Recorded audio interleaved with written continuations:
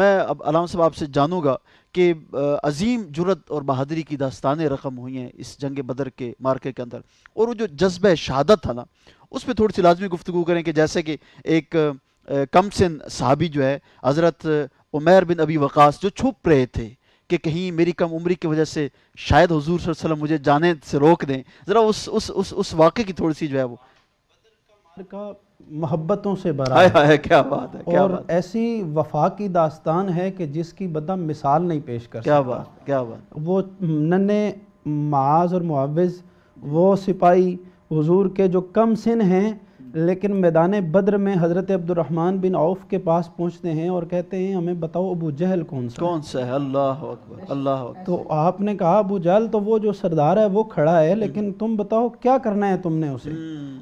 تو کہنے لگے ہمیں ماں نے بھیجا ہے اور یہ کہہ کے بھیجا ہے کہ رسول اللہ کا بڑا سخت دشمن ہے، اللہ اللہ، تو واپس آؤ یا نہ آؤ لیکن مجھے خبر ملے کہ تم نے رسول اللہ کے گستاخ کو کیا بات ہے، کیا بات ہے، کیا بات ہے، سبحان اللہ۔ اس گستاخ کو حضرت عبد الرحمن بن عوف کہتے ہیں میں نے انگلی کا اشارہ کیا تو میں نے دیکھا وہ بچے وہاں پہنچ چکے تھے۔ اللہ اکبر، اللہ اکبر، واللہ اکبر۔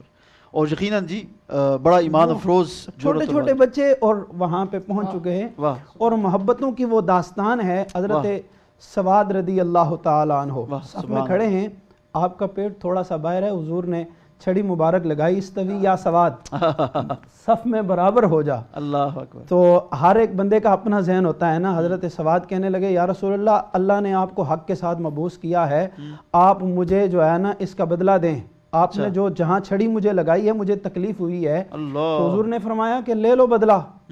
صحابی پریشان ہیں کہ سواد کر کیا رہا ہے، کیا چاہتا ہے؟ فرمایا یا رسول اللہ جب آپ نے چھڑی لگائی تھی تو میرا پیٹ ننگا تھا، حضور نے اپنا پیٹ ننگا کر لیا اور فرمایا بدلہ لے لو، بدلہ لے لو۔ حضرت سواد رضی اللہ تعالیٰ عنہ صحابی، حضرت فاروق اعظم، حضرت صدیق اکبر، حضرت مولا علی، سارے صحابہ پریشان ہیں کہ یہ چاہتا کیا ہے، کرنا کیا ہے؟ کون سا بدلہ لینا چاہ رہا ہے؟ رضی اللہ تعالیٰ عنہ حضور کے شکم مبارک سے لپٹ کر بوسے دینے لگے۔ تو آقا علیہ الصلوۃ والسلام نے فرمایا سواد کیا کر رہے ہو، کیا کر رہے ہو؟ فرمایا یا رسول اللہ ابھی تھوڑی دیر بعد مارکا ہونے لگا ہے، پتہ نہیں میں قتل ہو جاؤں، شہید ہو جاؤں، میں چاہتا یہ ہوں آخری بار جب میری جو ہے نا آخری جو عمل ہو وہ رسول اللہ کے شکم سے ٹچ ہونا ہو، مس ہونا ہو۔ یہ محبتوں کی ایسی داستانیں ہیں۔ ابو جہل نے جنگ شروع ہونے سے پہلے اعلان کیا کہ ہمارا مولا عزا لنل مولا، عزا ہمارا مولا ہے، ولا مولا لکم، اور تمہارے پاس کوئی مولا، تمہارا مددگار کوئی نہیں ہے، تمہارا کوئی مددگار نہیں ہے، ہمارے پاس عزا ہے، وہ ہمارا مددگار ہے، تمہارے پاس مددگار کوئی نہیں ہے۔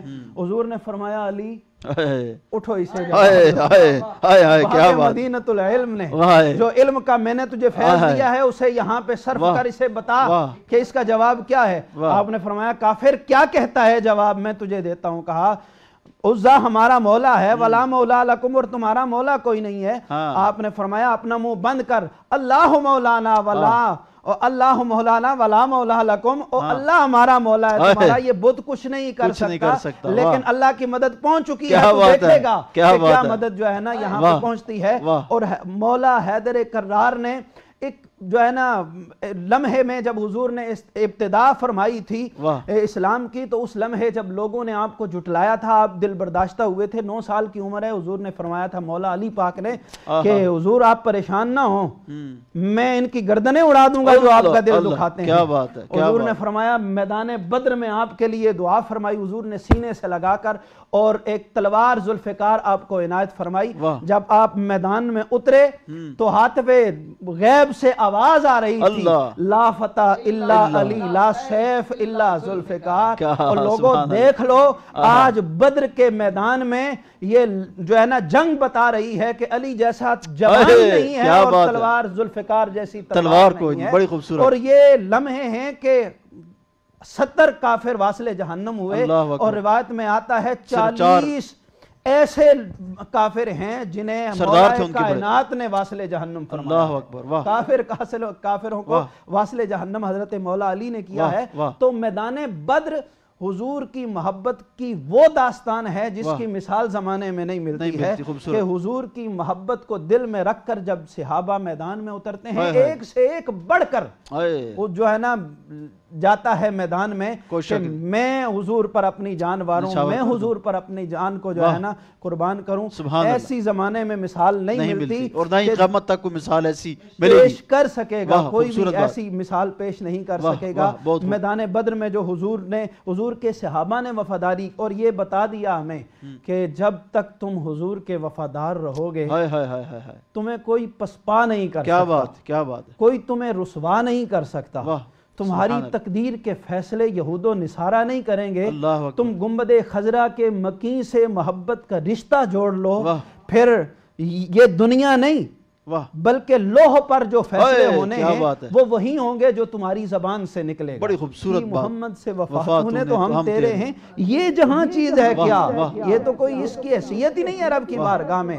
یہ جہاں چیز ہے کیا، لوح و قلم تیرے ہیں. محمد کی غلامی دین حق کی شرط اول ہے، اسی میں ہو اگر خامی تو سب کچھ نامکمل ہے. خوبصورت گفتگو فرما رہے تھے جناب علامہ مفتی غلام محی الدین صاحب.